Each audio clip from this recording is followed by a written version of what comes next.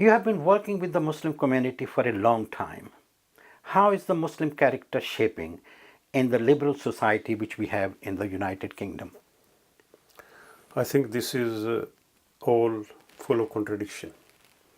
Some are going pro-Western, some are going extremely Islamic in their own view, and this is a path to collision actually. We don't have a middle path, and we have to find a middle way, and the middle way is the best. This ummah is called Ummat Wasat. Wasat means also the central or middle path, but it also means the balanced way. Islam is the balanced way. Unfortunately, we Muslims are not balanced, and this is our predicament. How to overcome it, there's a lot of philosophy about it. Now, you said about contradictions. Any key examples how contradiction is taking place? First of all, the contradiction in the matter of belief, Aqidah. We believe there is one Allah, one God, but then everyone has his own views. Very few people just pay attention to only Allah. They go everywhere for help, even beyond the means. They call for. So there, in short, I can say, some people are like worshipping personalities. Some are worshipping systems. Some are worshipping even. I can say very boldly, graves. It's a substitute for idol worship. If they are not worshipping idols, they are worshipping idealized people, and if they are not there, then at least the grave is the substitute for that idealized person. And unfortunately, this is happening. Aqidah, we say La ilaha illallah, but no one is actually following it. There's no one to be worshipped. There's no one, the final authority except Allah. No lawgiver except Allah. No one to serve fully except Allah. And Muhammadur Rasulullah is the explanation of that. How you worship Allah, how you obey Allah. Muhammad Sallallahu Alaihi Wasallam is the spokesman, and his great benefaction to the humanity is that he told us about the real Allah. Now, in modern age, we have all the electronic media.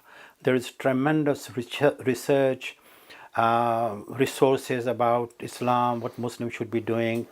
Then we have places of worship. Then we have madrasas. Then we have some Islamic schools.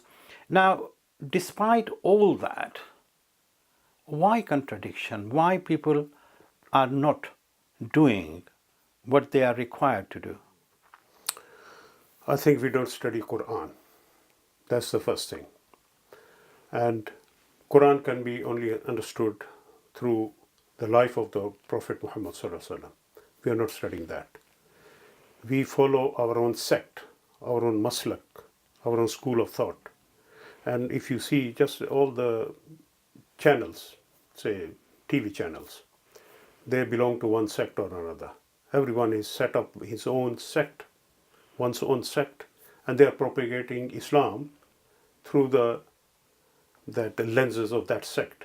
So that sect is Islam, and the rest of them is not Islam. Given that many judge Islam through what they see in Muslims, can Muslims afford to pick and choose the code of life that they are required to follow? There are a few things which are basic, which are a must. One must follow. There is no option.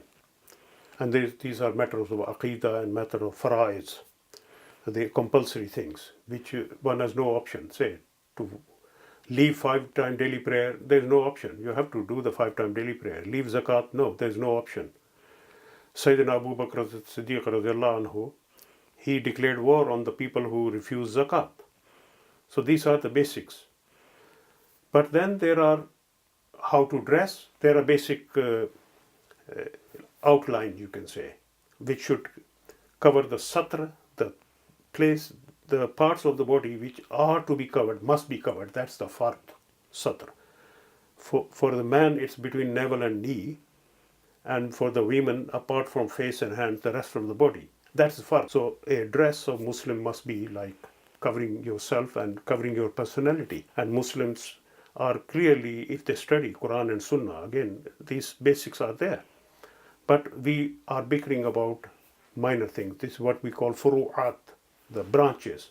Now, of course, there are some difficult aspects of the code which people should follow, but I think they might struggle to do that.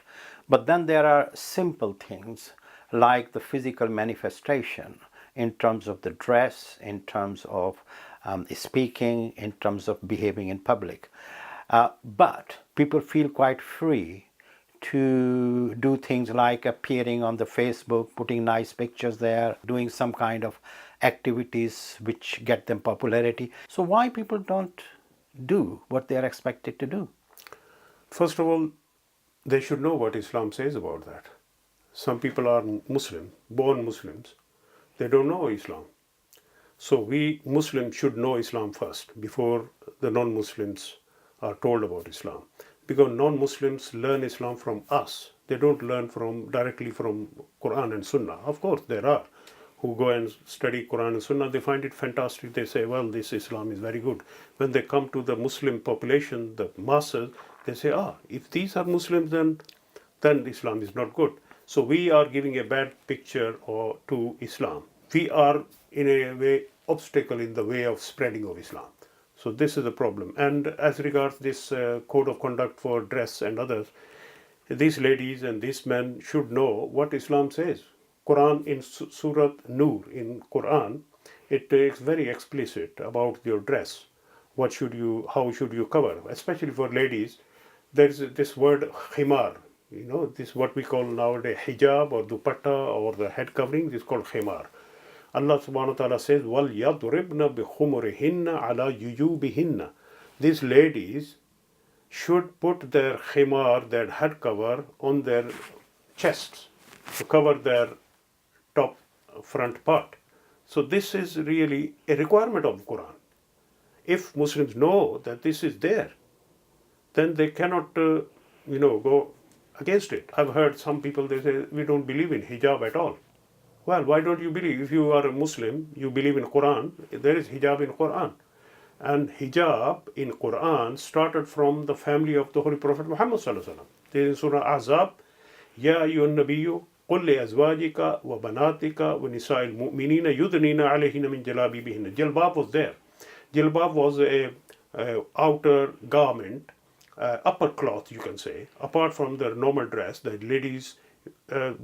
ladies who were courteous, who were of high ranking and very, what we call shurafa, the chaste women and women with integrity and modesty, they would wear it. Even in the Jahiliyyah, they would wear the outer garment, and that was jilbab.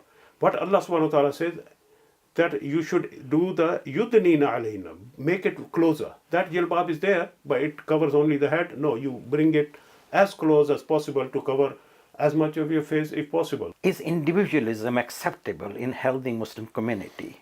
Basically, we have to be accountable and be practical and practicing Islam, applying its code of conduct individually, but the individuals make the society. So there is scope for individual self-respect and individual accountability, but the individual are part of the society, so the society is also like an individual. As a whole, is one community. So that's why the word ummah is a singular word, which means the mother kind of community. In an electronic era where enough Islamic knowledge is available, would Muslim be able to get away by saying we didn't know? This electronic age, it cannot be compensation for living scholars and practicing Muslims. This is an additional resource.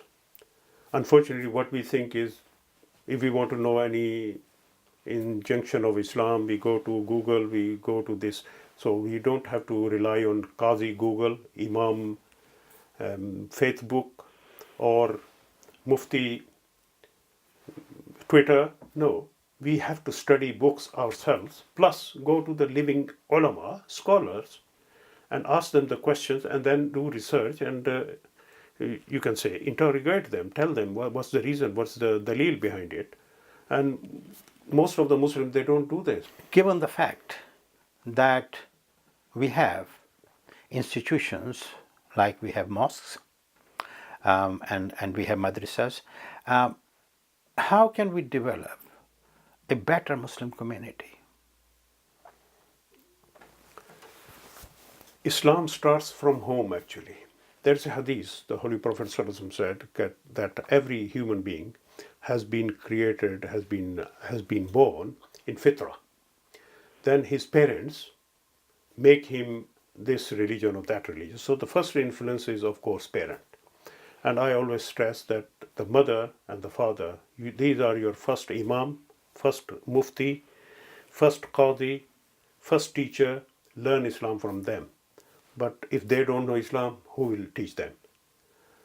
So this is our predicament, that we don't have learned mothers and fathers. So we must inculcate Islam to the fathers and mothers first. If they don't know religion, still you have to respect them. But take religion from the people who are religious, who have religion in them. Muttaqeen. Follow the muttaqeen. There is a dua. ربنا هب لنا من أزواجنا وذرياتنا قرة أعين واجعلنا للمتقين إماما. Ya Allah, make us imam of the leader of the muttaqeen, of the pious people. So how will become leader of the pious people if you are not pious? So you be pious. But how will you be pious? You have to learn from someone. If the father and mother are not teaching you piety, then you learn, of course, from other sources. Things are playing their parts. Masjid is playing their part. The madrasas are playing. But there are shortcomings. Ulamas are playing their part, but there are shortcomings. Ulama are too much involved with their own petty issues. Plus, there is a quarrel between the imams and the committees, managing committees. Unfortunately, what I find in the masjid, you go and ask something, they say, oh no, the committee doesn't like that, so we can't do it. So the Maulvi or the imam or the sheikh is a slave of the committee, mosque committee, a managing committee. A managing committee has the upper hand. They can sack him out if he says something which is true, but against them. So the clash of interest is there, which is having a negative effect on our community. And what I would say, the mosque is not playing its proper, full part. The mosque is not for just Muslims. The masjid is also for non-Muslims. It should teach Muslims Islam, but it should invite non-Muslims to Islam. But unfortunately, I find many places when any non-Muslim goes by or wants to go in, they say, hey, no, you are not Muslim, go away.